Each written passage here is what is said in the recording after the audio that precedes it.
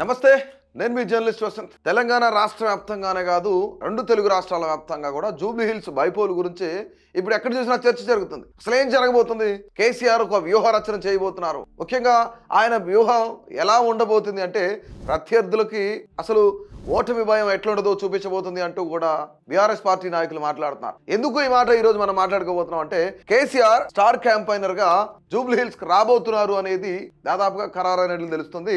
దీనికి సంబంధించి ఈసీకి ఏదైతే పర్మిషన్ లేఖ రాశారో దాంట్లో 40 మంది స్టార్ క్యాంపైనర్ల పేర్లు రాశారు. ఇందులో ముఖ్యమైన వ్యక్తులు ఉన్నారు. కేసీఆర్ ఉన్నారు, హరీష్ రావు, కేటీఆర్ ఇలాంటి వ్యక్తులు చాలా మంది. గత మాజీ మంత్రులు ఎవరైతున్నారో వాళ్ళంతా, మాజీ ఎమ్మెల్యేలు కానీ మాజీ ఎమ్మెల్సీలు కానీ వీళ్ళు ఉన్నారు. ప్రస్తుతానికైతే 3 ఎమ్మెల్యేలు అక్కడ పనిచేస్తున్నారు. మరొక 3 ఎమ్మెల్సీలు కూడా ఆ నియోజకవర్గంలో మకాం వేశారు. ఇప్పటికే ఆల్మోస్ట్ అసలు గెలుపు దిశగానే ముందుకెళ్తామని చెప్పేసి బీఆర్ఎస్ కూడా మాట్లాడుతుంది. ఇక కేసీఆర్ వ్యూహ రచన ఏంటంటే ఇప్పటి వరకు కూడా ఆయన పెద్దగా ఎన్నికల తర్వాత పెద్దగా ప్రజలతో మమేకమైంది లేదు. అంటే ఎప్పుడైతే మనం లోక్సభ ఎన్నికలు చూసాం, 2024 లోక్సభ ఎన్నికలు చూసామో దాని తర్వాత కేసీఆర్ బయటకు వచ్చిన దాఖలాలు లేవు. భారీ బహిరంగ సభలు పెట్టిన దాఖలాలు కూడా లేవు. ఒకటి అంటే 25 సంవత్సరాల సభ ఏదైతే ఉందో దానికి సంబంధించి ఆయన వచ్చారు, మాట్లాడి వెళ్ళిపోయారు. దాని తర్వాత పెద్దగా ఒక క్యాంపెయిన్ చేసిన పరిస్థితి లేదు. ప్రజలతో మమేకమైంది లేదు, ప్రజలతో మాట్లాడింది కూడా లేదు. కానీ నేతలను పిలిపించుకొని ఫామ్ హౌస్ లోనే వాళ్ళతో మాట్లాడడం, వాళ్ళతో మంత్రాలు జరపడం, ఏం చేయాలనేది ఒక వ్యూహ రచన చేసి పంపించడం అనేది జరుగుతా ఉంది ఇంతకాలం నుంచి. కానీ ఇప్పుడు కేసీఆర్ రాబోతున్నారు. కేసీఆర్ వస్తే కనుక ఖచ్చితంగా జూబ్లీ హిల్స్ నియోజకవర్గంలో మాగంటి సునీత గెలిచేస్తారు అనేది బీఆర్ఎస్ నేతల ధీమా. ఇక్కడ కేసీఆర్ వ్యూహంలో భాగంగా ఇంకోటి ఏంటంటే మొట్టమొదటిగా సునీతతో ఆయన నామినేషన్ వేయించారు. సునీతతో నామినేషన్ వేయించిన తర్వాత విష్ణువర్ధన్ రెడ్డి ఎవరైతున్నారో పీసీఆర్ కొడుకు విష్ణువర్ధన్ రెడ్డితో కూడా మళ్ళీ రెండోసారి నామినేషన్. ఒక్కసారిగా ఇద్దరు నేతలు నామినేషన్ వేయడంతో ఒక్కసారిగా షాక్ గురయ్యారు ప్రజలందరూ. కానీ ఇక్కడ వ్యూహం ఏంటి? కేసీఆర్ వ్యూహం ఏంటి? ఇప్పుడు కాంగ్రెస్ అది చేయలేదు, బీజేపీ కూడా అలా చేయలేదు. కానీ కేసీఆర్ మాత్రమే ఆ వ్యూహ రచన చేశారు. ఎందుకు అంటే అనేకమైన ఇబ్బందులు రావచ్చు, కుట్రలు పనవచ్చు. అంటే ఎవరైతే మాగంటి సునీత ఉన్నారో ఆమె నామినేషన్ ఇన్ కేసు చెల్లదు అని లాస్ట్ మినిట్లో చెప్పారు అనుకోండి, ఇప్పటికే వారం వ్యవధిలోనే 2 సెట్ల నామినేషన్ దాఖలు చేశారు. మొట్టమొదటిగా సాదాసీదాగా వెళ్ళి కేటీఆర్తో పాటు కలిసి వెళ్ళి నామినేషన్ వేశారు. దాని తర్వాత విష్ణుతో కూడా కలిపి నామినేషన్ వేయించారు. అంటే ఇక్కడ విష్ణు కన్నా ముందు నామినేషన్ వేయించారు అనమాట.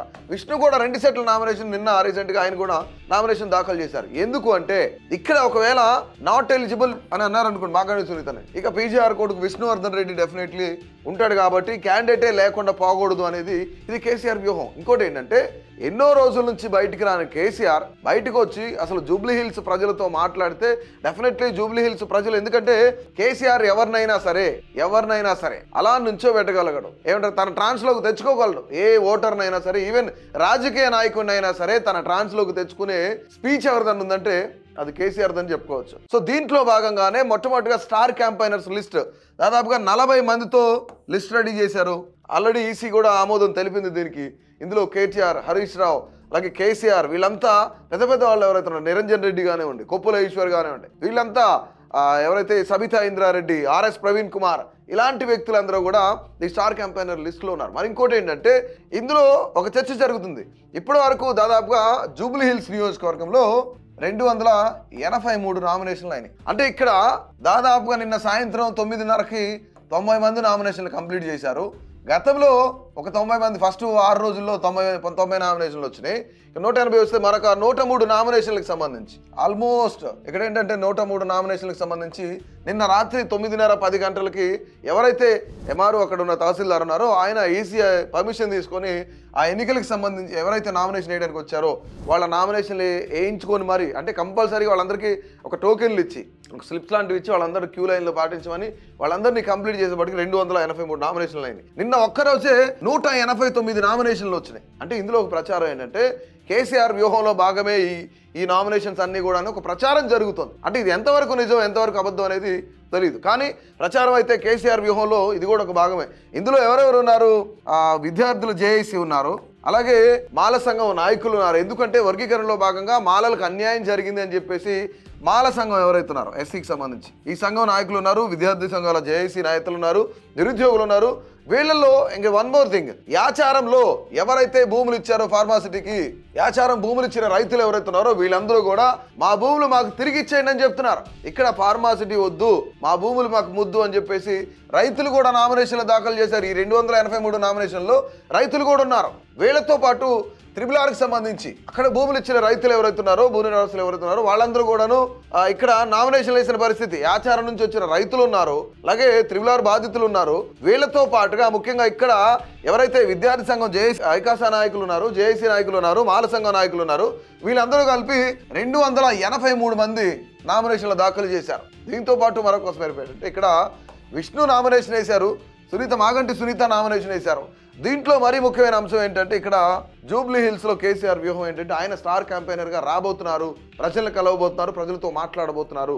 అంటే ఆయన మాట్లాడితే ఎవరైనా సరే ప్రజలు ఓటు వేయడానికి కొంత మొగ్గు చూపుతారు అనే చర్చ జరుగుతుంది. ఇందులో ఎంతవరకు సక్సెస్ అవుతారు, ఎంతవరకు ఫెయిల్ అవుతారు అనేది పక్కన పెడితే కేసీఆర్ అంటే ఇప్పుడు కాంగ్రెస్ పాలనలో ఎండగట్టడమే ముఖ్యమైన ధ్యేయం అని చెప్పేసి కేటీఆర్ మాట్లాడుతున్నారు, హరీష్ రావు మాట్లాడుతున్నారు, వీళ్ళతో పాటు మంత్రులు మాట్లాడుతున్నారు. వీళ్ళంతా ఆల్రెడీ జగదీష్ రెడ్డి కానీ మల్లారెడ్డి కానీ వీళ్ళంతా ఇక్కడే జూబ్లీ హిల్స్ నియోజకవర్గంలోనే పార్టీ పెద్దలు ఎవరైతున్నారో బీఆర్ఎస్కి సంబంధించి 60 మంది నేతలు ఇప్పటికీ, అంటే ఇక్కడ 6 కాకుండా 6 ఇన్ ద సెన్స్ 3 ఎమ్మెల్యేలు, 3 ఎమ్మెల్సీలు, 3 ఎమ్మెల్సీలు, వీళ్ళు ముగ్గురు అనమాట.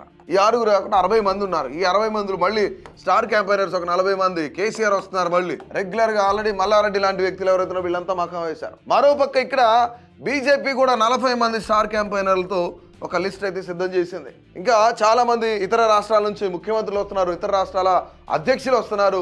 ప్రస్తుతానికి బండి సంజయ్ కానీ, ఈటెల రాజేంద్ర కానీ వీళ్ళంతా కూడా ఇక్కడ స్టార్ క్యాంపెయినర్లుగా ఉండబోతున్నారు అని చెప్పేసి ముఖ్యమంత్రి భజనలాల్ కూడా ఇక్కడ రాబోతున్నారు. వీళ్ళంతా కూడా ఇక్కడ స్టార్ క్యాంపెయినర్లుగా ఉంటారని చేస్తున్నారు. కానీ వీటన్నిటిని ధీటుగా ఎదుర్కోవడానికి కేసీఆర్ పక్కా ప్లాన్ రెడీ చేశారు.